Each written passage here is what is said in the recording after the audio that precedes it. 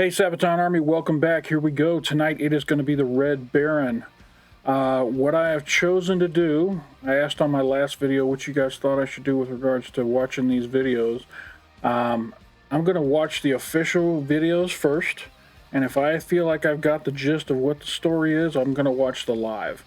If I still feel like I'm missing the story and I need to dive into it deeper, then I'm going to watch the Sabaton History Channel version of the song. So I've got both of those queued up on other windows right now. So when we get done watching the lyric video, the official lyric video, we'll make a decision on whether or not we're going to do the history lesson or the live version. So tune in and stay tuned, and we'll see where it goes. I want to thank everybody for all the new subscribers, all the likes, all the comments on the videos. You guys have really been helping the channel out, and I appreciate that. Sabaton Army's been looking after me, and I feel it, and I thank you for that. You guys have been very cool. So not going to make you wait any longer. Let's jump into the Red Baron.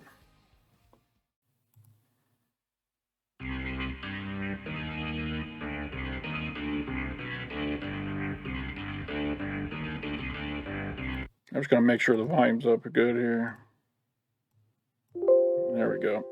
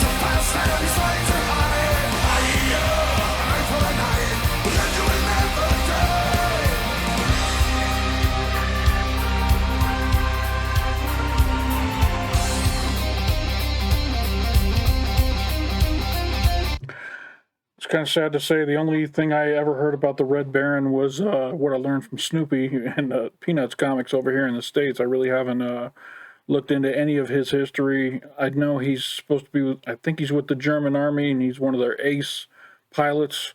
It looks like just said there that 80 pilots, he had 80 victories over other pilots in dogfights. So he's one of the greatest to ever do dogfighting and flying jets, especially back in the days when the planes were a lot less sophisticated than they are today. So might have to definitely watch the history video after this one to learn a little bit more about this guy.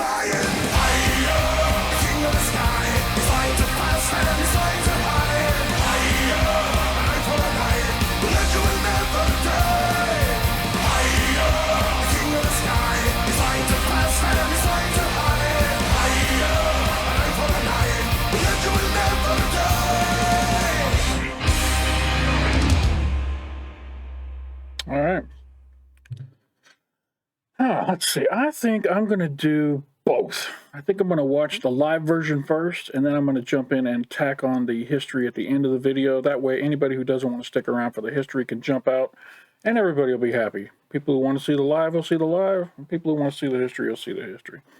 I'll go ahead, tell you what I'll do. I'll go ahead and put a timestamp right here in the editing for those who want to jump past the live and go to the history.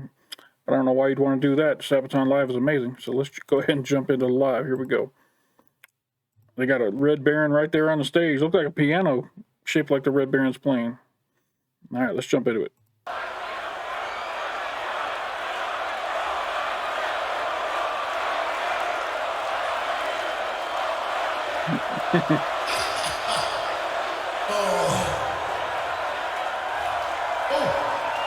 Sorry.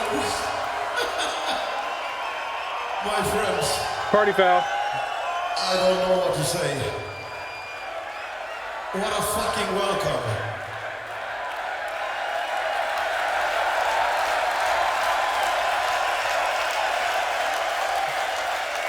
Wait. Before I drink this, I should give you a fair warning. Making me drink a lot of beers tonight might not be a good idea. Because I'm Scandinavian, and when Scandinavian people get drunk, we get naked.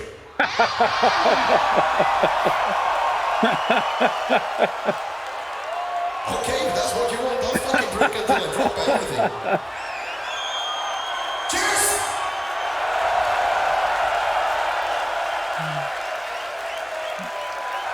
Oh, man. Now, you guys might be thinking that we have a really small airplane on stage, which we technically do, but this is not a mere airplane. This is the world's coolest Hammond organ. And why Hammond organ, you ask? I will show you. You can play anything on a fucking Hammond organ.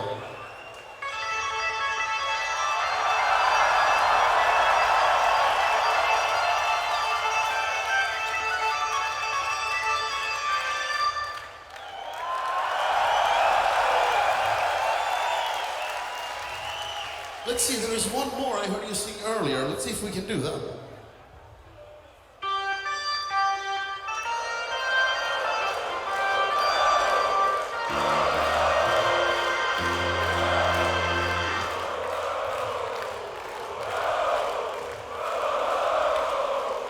What is this?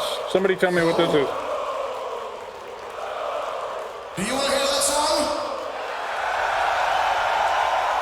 That's too fucking bad because it's time for the Red Baron!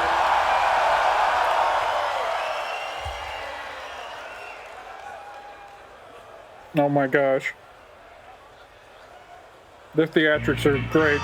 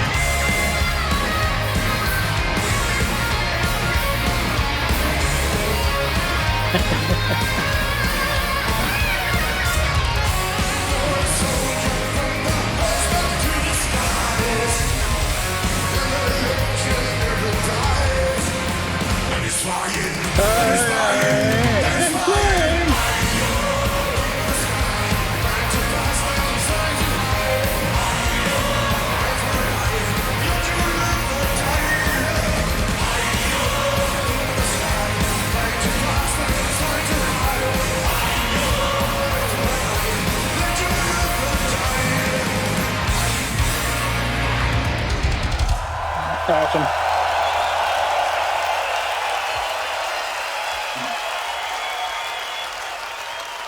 Yeah, that's great.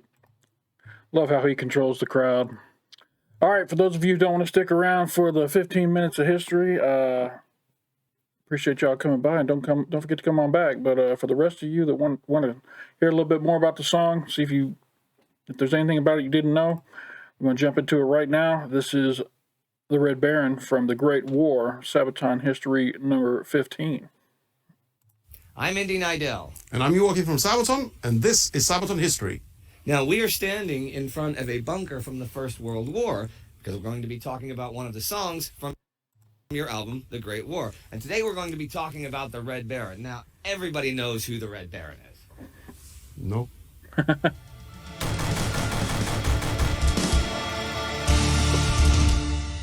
This is Fort Douaumont, the symbol of Verdun, and for many, the physical symbol of World War I. But perhaps the most enduring symbol of the war is the Red Baron. People might not know the Kaiser, the battles, or anything about the war in general, but they still recognize the name the Red Baron. Even over 100 years after his death, he's still represented in books, movies, and songs.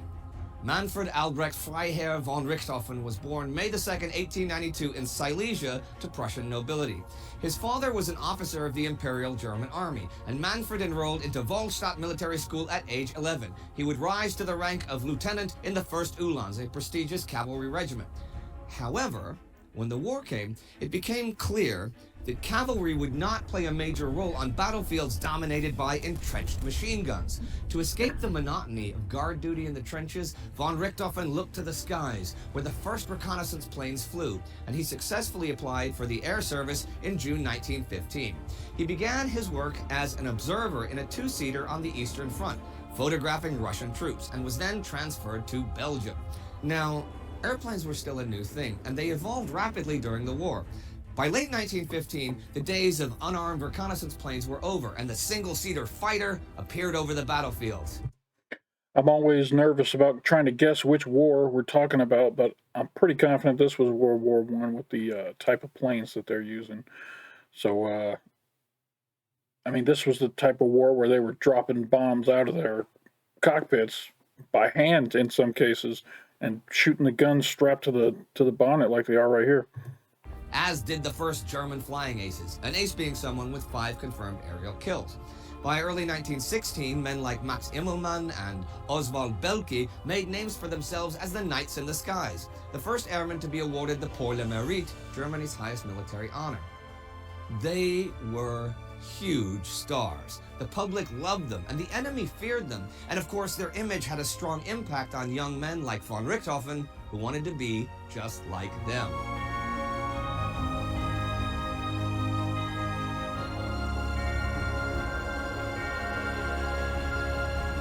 This was the period of the Fokker Scourge, since thanks to Anthony Fokker's synchronization gear, German pilots were able to fire through their propellers and aim the gun by aiming the plane, and this changed how aerial warfare was conducted. Fighting in the sky reached a new level of intensity. By mid-1916, the Allies had caught up in the aerial arms race, and over the skies of Verdun and the Somme, vicious dogfights took place. Oswald Belke and German Chief of Field Aviation Major Hermann von der Lieth Thomsen had a new idea to maximize the effectiveness of the German Air Force, the Jagdstaffel, called JASTA for short. This combined several planes into a unit that fought together and attacked the enemy in concert. Belke would personally lead and train JASTA too, and he handpicked his pupils. One of them was Manfred von Richthofen, though it is unclear what Belke saw in von Richthofen, who had an unremarkable flying career so far and who had actually crashed the first time he had flown in a fighter plane. Yasta II, or Yasta Belki as it became known, fought in northern France near the Somme. The pilots could usually choose their own planes. At the time, either Fokker D3 or Albatros D1 or the new D2. On September 17th, the Yasta was operational and Richthofen got his first official aerial victory. Belki had 8 principles to guide his pilots. Dicta Belki, which you can read in the description. And he had a huge impact on German air strategy. But he met his fate October 28th. Nearly a month after that, Richthofen's legend began, when he shot down British ace Major Leno Hawker. Richthofen had embraced Belki's teachings and raked in victory after victory. Diving, whirling, accelerating, it all came naturally to him. On January 12, 1917, following his 17th victory, von Richthofen was awarded the Pour le Mérite and given command of his own Yasta, Yasta 11. He brought in Dicta Belki and would lead the Yasta through personal example.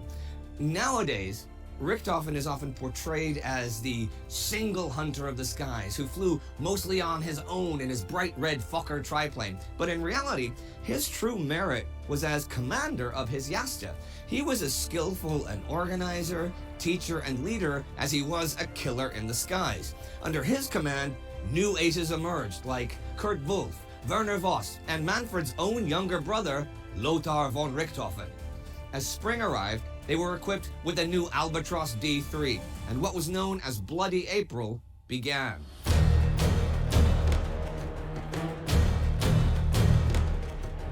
Can you imagine what it must have been like? I mean, air flight was only in its virgin time in history. It was still new. There weren't so many pilots out there, and I'm sure a lot of these folks learned how to fly during the war or in the run-up to the war, and the first or second times that they're having to go up in the air, they're going to have to get into dogfighting combat with other planes. I mean, it's amazing that they were able to fly and not die just by their flying skill alone, much less being shot down by the enemy. What a crazy time in history to be a pilot. I mean, you got to imagine that they haven't worked all the kinks out yet of all the different aircraft and all the different flying surfaces and all that kind of stuff, and they're still developing and improving it. So you're flying sticks and fabric strapped to an engine and being asked to put it through the most rigorous flight you can think of and doing dogfighting, and these guys were out there doing it and doing it well.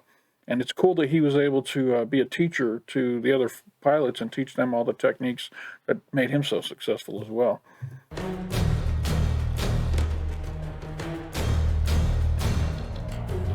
Over the skies of Alas, the Yasta went to work like predators stalking prey, fighting aggressively and systematically. It was truly a bloody April, as Yasta 11 alone scored 89 confirmed victories. Richthofen shot down 21 planes that month and had by now surpassed Belki. The German press was ecstatic, and von Richthofen's fame rose to unprecedented levels. The newly promoted Rittmeister got worldwide attention. He was the Red Baron, the Petit Rouge, the Roter Kampfflieger, because of the bright red of his planes. In the skies, there is no need for camouflage, and in battle, it paid to be recognized. Richthofen himself said, "I make sure that my squadron sees me wherever I am." Like their commander, the men of Yasta 11 painted their planes in bright colors and distinct patterns. They were all differently colored. One was yellow with a black tail, another green and dark brown. One had blue stripes, another a checkered pattern on the tail. Standing in a row, they looked like brightly colored birds or butterflies. To friend and foe alike, the Yasta became known as Richthofen's traveling circus, as it was always sent to where the fighting was heaviest.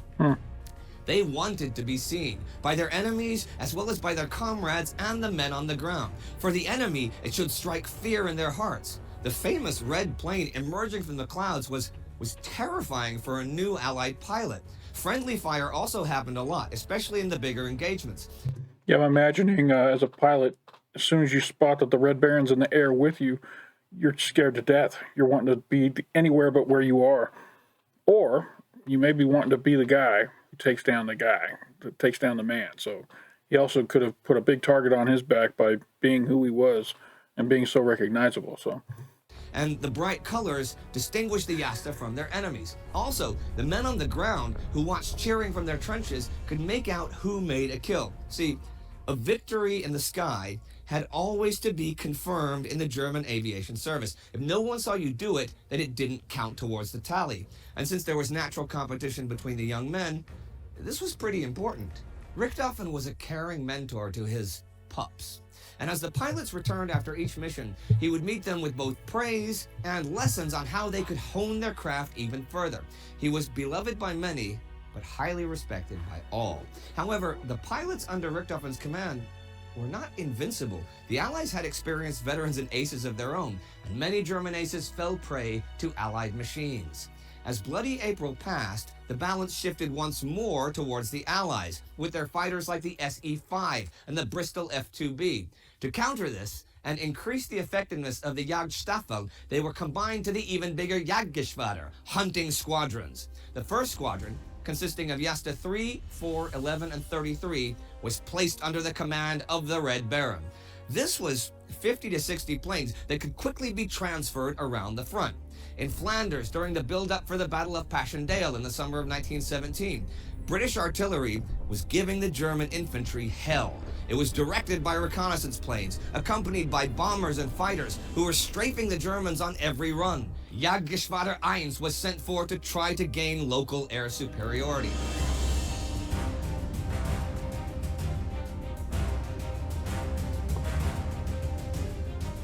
On July 6th, von Richthofen led the mission, and they encountered an enemy bomber squadron. As the Red Baron positioned himself behind a British bomber, something hit his plane, ricocheted off the frame, and hit the Baron in the back of his head. Nearly unconscious, and with blood pouring from the wound, he broke off the attack, but the hit temporarily blinded him. But he didn't panic and calmly turned off his engine. There was nothing he could do until the shock wore off and his sight returned. His plane had lost altitude by then, but two other pilots had guarded their commander from the enemy. Richthofen turned back on his engine and made his way back to the airfield. Who or what hit the Baron that day remains a mystery. Richthofen did not return to his men until mid-August, his head still bandaged, but from hospital he had contacted high command about new planes. The British with their new Sopwiths had the upper hand, while the German manufacturers hadn't produced something new in months. On his return to the squadron, Anthony Fokker himself was there to greet the Red Baron with the new Fokker triplanes, the Fokker V4 prototypes. Fokker, of course, used the meeting as a PR coup, filming the Red Baron in the new triplane, which is another reason why the triplane became so associated with the Red Baron. But Richthofen only scored a fraction of his total kills in the triplane. The plane's reception was mixed, however. It was way more maneuverable than the biplanes, sure, but not much of an improvement in terms of speed. Von Richthofen wasn't too happy about the prototype, especially now that the enemy's advantage in numbers was growing more than ever. As 1918 began, German High Command wanted to see their star safe and sound, but the Red Baron could not be contained, and the German spring offensives needed their best pilots to succeed. In April 1918, Baron von Richthofen pushed his machine to the limits, scoring 12 victories in just 2 weeks. It was Bloody April all over again. But the fighting and the head wound took their toll. Richthofen became exhausted and isolated himself more and more from his peers and his men. On the 21st, one day after he scored his 80th victory, von Richthofen flew out once again. At 10:30, his men engaged the Australian Flying Corps over Capi. Richthofen was seen chasing a Camel Scout. Uncharacteristically against his own teachings, von Richthofen pursued the fleeing scout along the Somme Valley, deep into enemy territory. Canadian ace Captain Arthur Roy Brown spotted Richthofen and dove behind him, firing a burst at the Baron's tail. Richthofen went down in a beet field, and the red triplane came to a stop. The Red Baron, though, was dead, killed by a single bullet through the heart. Captain Brown is officially credited for bringing down Richthofen's plane, but it is more likely that the Baron was hit by fire from the ground as he was flying fairly low. But still to this day, there is a lot of controversy about the exact circumstances of his death.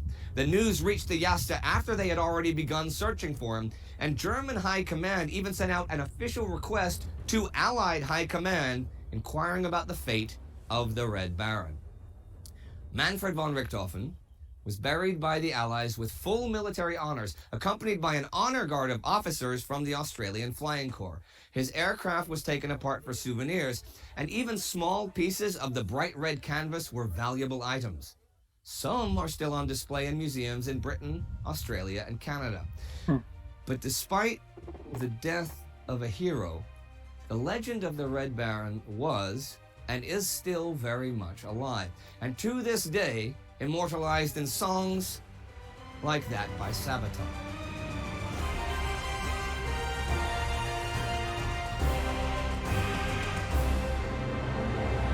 Okay, like I said, you guys do have a song about the Red Baron. It's on your new album, The Great War. Yes. Well, tell us a bit about it. Well, it's a bit of a different animal, actually. This one is a very fast shuffle track, and it reminds me somehow about punk rock. Do the beat a bit. So there you go. Yeah. Okay, and why the Red Baron? What about the Red Baron was it that interests you? Oh, well, he's a legend. And the funny thing is, everybody's heard about the Red Baron. Oh, yeah, But sure. nobody knows any details. It's like the legend has taken some life of its own. So why do you think his myth, his legend has endured when people don't remember the Kaiser and things like that? Why him? Yeah, I have no idea, actually. I tried to figure that out when we were researching the album. Yeah? And I couldn't come to a, sensible answer. I really thought when I was a kid, and really thought up until I was working with the Great War, right? That you believe that myth, that these things, that these are knights of the skies, that it was somehow honorable fighting and stuff. But even Red Baron himself would say, the best kill is when they don't see you coming. Yeah. That's not really honorable to walk up beside someone and shoot him in the head with a machine gun. When you said like you've got the sort of the punky shuffle beat, why would you pick that kind of beat to go with the Red Baron though? Well, I wish I could tell you all a really cool story now, but the truth is we wrote the song way before we knew about which song was going to be picked for that topic. I knew it was going to be about the Great War. Yeah? And I just wanted to do something new. I wanted to do something different. And it's really straightforward, fast shuffle, Hammond organs, and, punk And you're rock going to get a guitars. little snippet of it right here. I hope so. I think it's cool that he didn't try and lie and make up some kind of story. He said, yeah, we wrote that before we knew what we were getting into. Also, I think it was cool that the Allied forces paid respect to the Red Baron with a proper burial rather than treat him like some sort of monster. That's respect from foes on the battlefield, still showing respect for each other's heroes. Of it right here. And he's flying, and he's flying higher.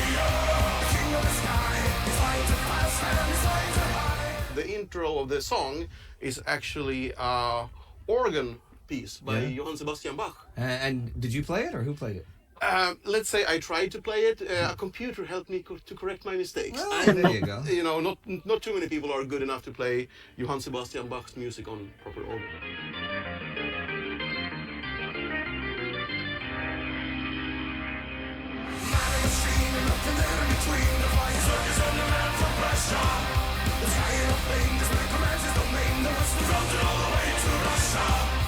All right, everyone, that's it for today. And if you're curious of our new album, The Great War, for the patrons, there's a special edition, all right? If you can't support us on Patreon, that's all right too. We love you anyway. But you can help us through subscribing, turning on notifications, commenting on these videos, start talking, have conversations there, for God's sake, and also spread it on other social media, all right? And if you want more of Sabaton's heavy metal music, we have plenty of it on the Sabaton official channel. And if you want more history, there's the Time Ghost and the World War II channel. So there's plenty for you to check out and plenty more to come. And if you want to see more Sabaton history stuff, you can click right there for more heavy metal. All right. Excellent again. All right, that's it for this video. I'm sure it's going to be a long one. God, what do I got, 30 minutes or so on there already? Ugh. But I learned a lot. I learned what the Red Baron really was. I learned that most of his kills weren't done in the iconic plane that we mostly associate with him, the triplane. I learned that his squadron was known as the Flying Circus because of their multicolored planes that they used to A, identify who got what kills, B, put fear into the eyes and hearts of the enemy, and C, look cool in the air because you don't need camouflage in the air. Be able to recognize who's who in the air. That was cool too. I learned the circumstances behind his death. Obviously, it's always weird when a master at something goes outside of what they teach everybody else and does something else outside the plan and ends up dying from it. It's going to be a weird comparison right here, but when they said that he went against what he taught and went further deeper beyond the enemy lines, weird comparison coming here, but I thought about Dale Earnhardt, the NASCAR race car driver in America. He was always known as being the most aggressive driver on the track, and he taught everybody in his team the way that they should drive the most aggressive, most dangerous, fastest tracks.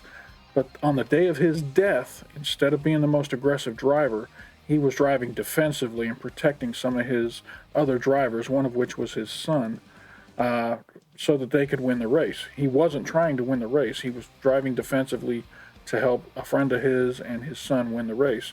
And because he went out of what he normally did, because he went out of his comfort zone, because he went out of what he taught everybody how to do this, it may have led to his death because he ended up getting wrecked into the wall and dying at that race.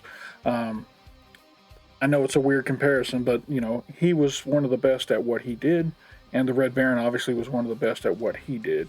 And both of them died because they went out of what their training taught them, what their experience taught them, and they started to do things differently than how they normally would. So, weird comparison, I know, and if some of you don't follow NASCAR, that's not going to make any sense to you, but the comparison is still there, and that's what triggered in my head. So anyway, video's long enough as it is. Appreciate y'all recommending it. I feel like I've learned a lot about who the Red Baron is and what he was all about.